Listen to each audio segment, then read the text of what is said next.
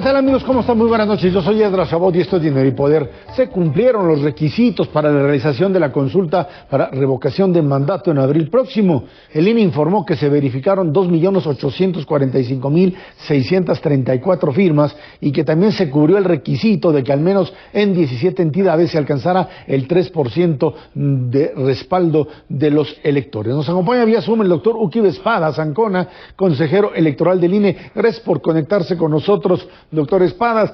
Ernesto Cervera Macarios, que tiene buenas noches. Buenas noches. Espadas, mecanismo de verificación de las firmas tuvo ahí problemas, dicen, derivados de también una cantidad importante de algunas solicitudes que no correspondían realmente con los requisitos que se pedían. Gente que aparecía que ya había fallecido y estaba ahí metida. Sin embargo, parece ser que finalmente el INE no tuvo la capacidad para generar una respuesta en términos de la cantidad de material que se le entregó y que finalmente estaríamos en condiciones de afirmar que habrá allí consulta, por lo menos en lo que atañe a los requisitos que se requieren para echar a andar este mecanismo. Bueno, realmente el proceso de contabilizar las firmas tuvo sus inconvenientes, pero no llegaron a ser un gran problema. Es decir, parte del supuesto de la verificación es que se van a encontrar solicitudes que no llenan los requisitos. Para eso se establece, se preparó un equipo amplio para hacer la tarea y se pudo hacer sin contratiempos. Más allá de eso, 15 días antes de nuestro límite legal, pues pudimos contabilizar el número de firmas necesario para la realización de la revocación. Ahora, el problema radica en que tienen ya puede echar a andar este proceso, pero no se cuenta con el presupuesto. Estarían esperando que Hacienda responda para contar con la cantidad de casillas o la cantidad de espacios necesarios para poder hacer una consulta como lo establece la Constitución. ¿Es correcto, no? Es exacto. Más allá de cualquier especulación, tras ejercicios muy serios de reducción del presupuesto, de recorte de nuestro propio presupuesto, tenemos un déficit de 38 millones de pesos, y sin ese dinero sencillamente es imposible realizar la consulta en los términos que la ley marca, especialmente por el número de casillas que se deben instalar. Ernesto. Doctor Espadas, tendrían que estar ya trabajando si es que se quiere cumplir con la meta de abril. ¿Es el caso o no? ¿O se puede? Totalmente. A ver, la parte más importante de nuestro esfuerzo en las próximas semanas es la contratación de capacitadores, que son los que van a visitar a las personas que por un proceso de doble insaculación serán capacitadas, y que de entre ellos saldrán los alrededor de 800,000 personas que se necesitan como funcionarios de casillas. Ese es el proceso en el que estamos en este momento, independientemente de otras previsiones como la preparación del material electoral y de los mecanismos mismos para procesar los paquetes electorales. La parte fundamental de todo esto sigue siendo el número de las casillas, desde la contratación de los capacitadores. De hecho, los capacitadores electorales absorben un volumen muy importante de los costos de la consulta y está directamente relacionado con la cantidad de casillas que se van a tener. En ese sentido, nosotros hemos dicho que nosotros marcharemos al proceso de revocación con el dinero que tengamos garantizado el 31 de enero. Sí, al respecto, consejero, yo he tenido la oportunidad de ser funcionario de casilla en alguna elección anterior. Es efectivamente un proceso bastante complejo que requiere una gran cantidad de cosas, empezando, como dice usted, por los capacitadores, que acaban siendo también el gran respaldo que se tiene en las casillas el día de la elección, los materiales para la elección. No siempre llegan todos los que se habían anotado como funcionarios y hay que resolver esos temas. Nos faltan poquito menos de 3 meses para ello. A mí me parece muy bien que hayan puesto esta fecha de 31 de enero pues como el momento de decisión, dados los recursos, cuántas casillas se abren. Pero si llegaran a abrir menos que las que ocurrieron en la elección anterior, que eso es lo que entiendo, dice la ley, ¿qué es lo que va a ocurrir, ¿no? Al estar incumpliendo la ley, ¿cuál sería el efecto, digamos, jurídico sobre este proceso? Bueno, la expectativa es que alguna fuerza política impugnaría ante el Tribunal Electoral y el Tribunal Electoral diría una de dos cosas, que en la medida en que para eso es, para lo que alcanzan los recursos presupuestarios, se hará en ese número de casillas. Dos, que le hagamos como querramos, tenemos que instalar las 162,000 casillas, y si llegamos a ese punto, pues francamente ya estamos en el terreno de la locura, lo digo con toda franqueza.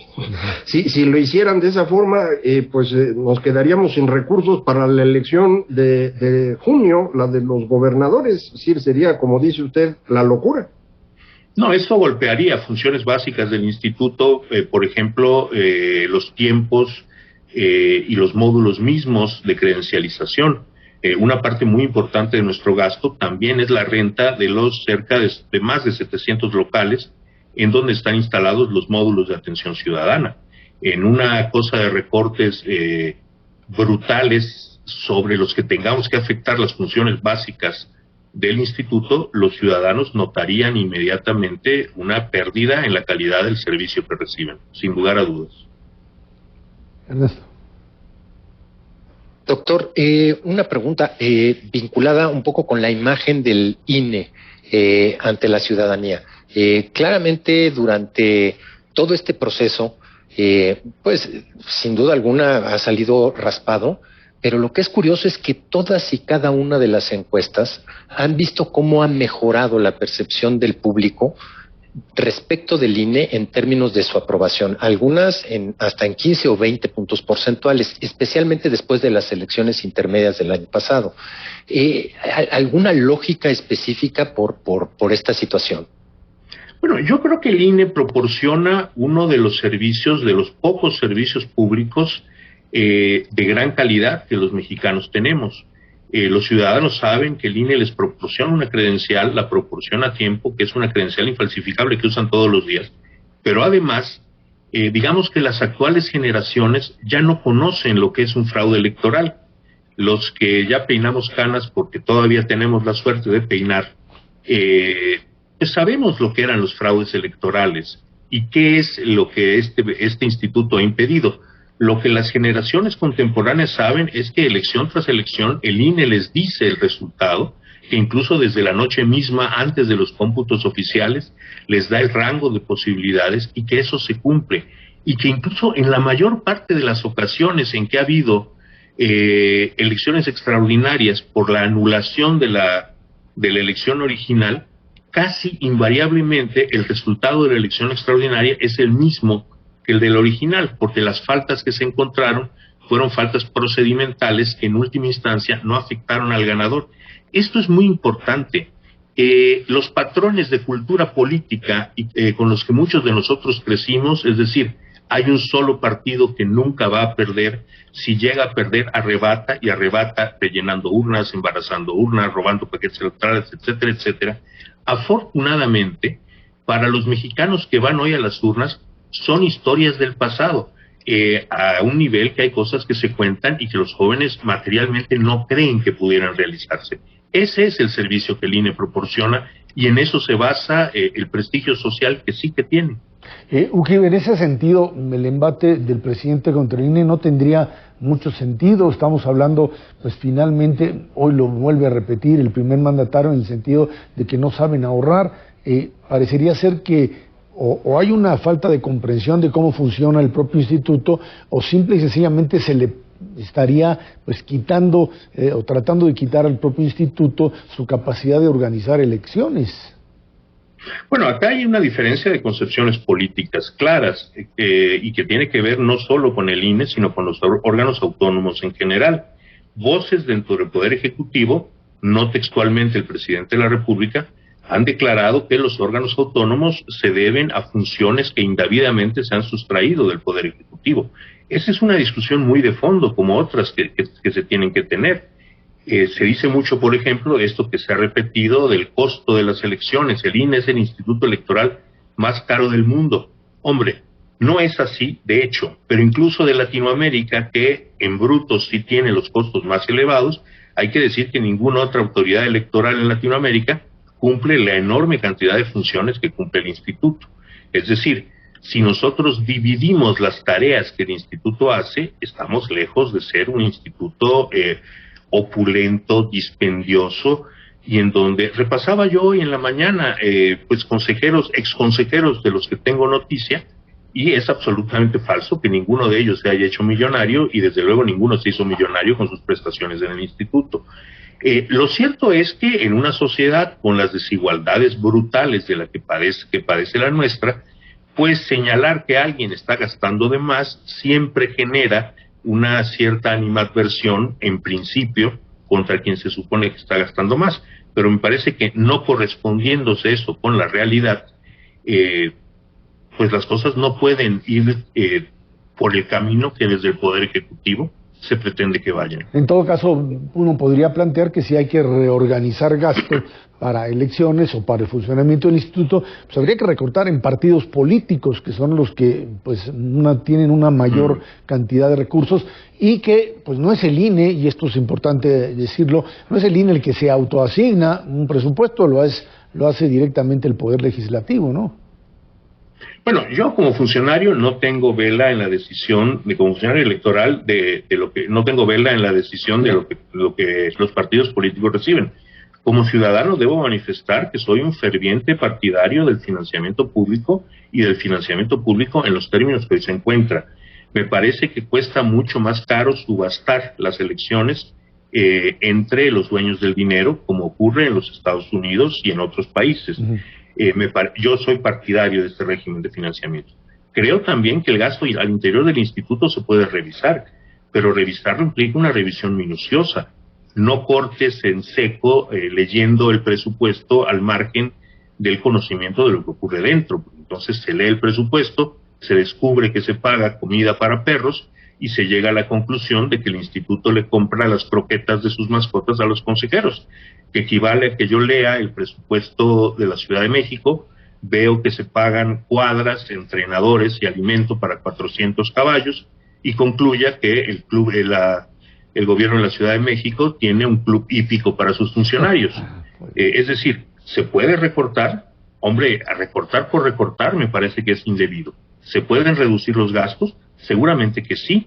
Nosotros hemos hecho grandes esfuerzos, estos esfuerzos se pueden aumentar, pero se requiere un análisis minucioso del gasto. No se pueden declarar recortes de partidas en seco, ni mucho menos decidir que, pues como esos trabajadores en general, y no me refiero a los consejeros los podemos discutir aparte, sino que decir los trabajadores del INE cobran demasiado, hay que recortarles. Estamos hablando de un instituto en el que trabajan muchas personas a todos los niveles y que alguno de ellos incluye personal sumamente especializado. ¿Puede haber ahorros? Probablemente sí. ¿Puede haber ahorros prescribiendo en seco recetas de grandes recortes en salarios, en prestaciones, en fideicomisos? Me parece que no es por ahí la cosa. Macario, Ernesto. Sí, decía usted, consejero, yo creo que tiene toda la razón. La discusión de fondo es esta sobre los organismos autónomos que estarían usurpando funciones que corresponderían al Ejecutivo. Pero creo que aquí hay un punto clave. Entre todas las funciones que puede tener el Ejecutivo, una que no es de ellos es contar los votos. Las elecciones en cualquier parte del mundo, para ser democráticas, no pueden estar en manos del gobierno. Para eso se creó el Instituto Nacional Electoral y es lo que ha hecho de manera destacada, ¿no? Sí, efectivamente. A ver, en este país hay elecciones confiables gracias a la independencia de la autoridad electoral. Los que recordamos las hazañas de la Comisión Federal Electoral tenemos la certeza de que ese camino no lleva a ningún desarrollo democrático, sino por el contrario. Pueden discutirse del INE todo, sus funciones, su papel en la sociedad. Lo que no tiene discusión es que este país necesita una autoridad electoral realmente independiente de los poderes, de los partidos políticos y de los poderes fácticos. Y eso el INE lo proporciona. Me parece que plantear en seco el modelo electoral está agotado, hay que desbaratar al INE, es una construcción facilista que corre el severo riesgo de destruir un entramado institucional que nos costó 40 años construir. que requirió el esfuerzo de 3 generaciones que luchamos por darle a este país elecciones democráticas y lo logramos. ¿Hay camino por avanzar? Sí, pero ese camino no pasa por la destrucción del INE y por la eliminación de la independencia de la autoridad electoral. Nos queda muy claro que la defensa del INE es sin duda alguna la defensa de la democracia mexicana y que de eso se trata, más allá, por supuesto, de un debate sobre cómo tendría que funcionar el instituto. Ujib Espadas, consejero electoral del INE, muchísimas gracias por haber estado aquí con nosotros. Por supuesto, el espacio abierto aquí a estas y otras voces más. Muchas gracias, Ujib. Muchas gracias. Vámonos a una pausa. Esto es Dinero y Poder.